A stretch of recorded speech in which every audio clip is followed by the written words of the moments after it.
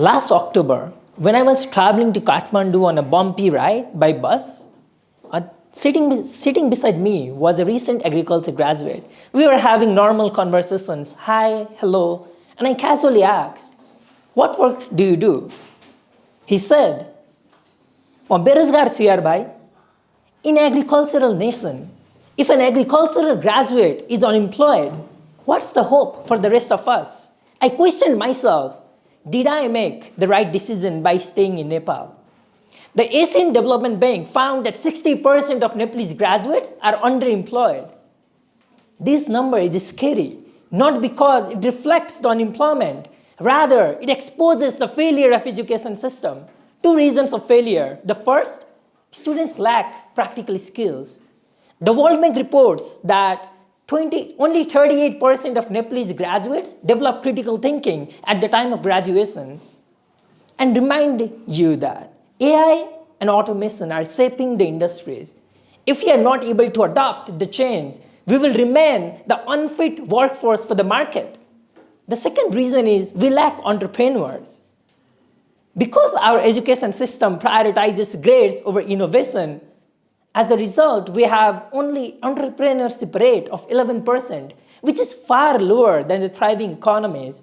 And myself, as a recent high school graduate back in 2022, as a teenager, I dreamed of studying abroad.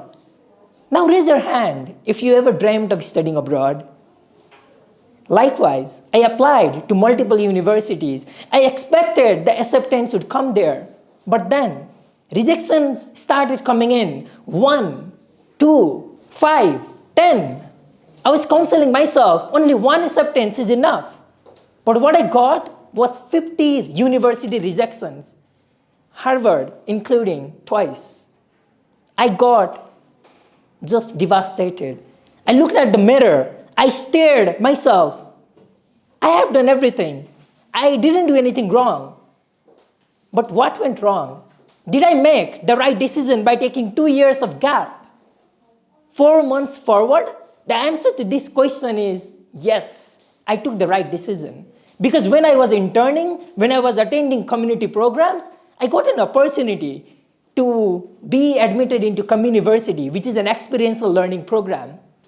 And having spent 20 years of my life in Tarai region, I never have lived in hills. I have never shared a meal with a farmer. But I homestayed 2 weeks in Pascal. I formed a bond with that Dai, with that Didi, and even a dog. And mind you, my pet peeve is dog. But one night over a dinner, Didi broke down in tears. She was forced to sell potatoes for just rupees 5 to 10 per kg. And if you ever gone to vegetable market, it costs rupees 70 per kg. Look the difference. And that's the problem I realized. The education cannot teach you from the grades. You cannot learn from examinations. You need to dive into the deeper realities to drive the change. And that's when I found my study destination at the end, the King's College. Now raise your hand if you ever dreamt of studying without having exams. Amazing. We have it at King's because we don't have exams. We don't care about that. What we have is discussion. We have research and we have real-world application. And I wanted to solve that problem of unfair pricing for farmers. So what I did is took an idea, went to the Holt Prize, and pitched that idea. I won the first runner-up at the very first pitching competition. And that for me is the experiential learning. That for me is the real value of education, and that transformed me. Therefore, if you have something that you can learn, if you want to learn finance, go and indulge in the economy. If you want to solve agricultural issues, go and work with the farmers.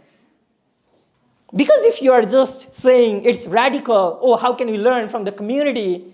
It's very obvious that the world's most innovative university, the Minerva, not only 1 semester, not 2 semesters, but 8 semesters, they send their students to 8 different countries. Imagine the community engagement. Imagine the industry collaboration they bring. And that's the benefit.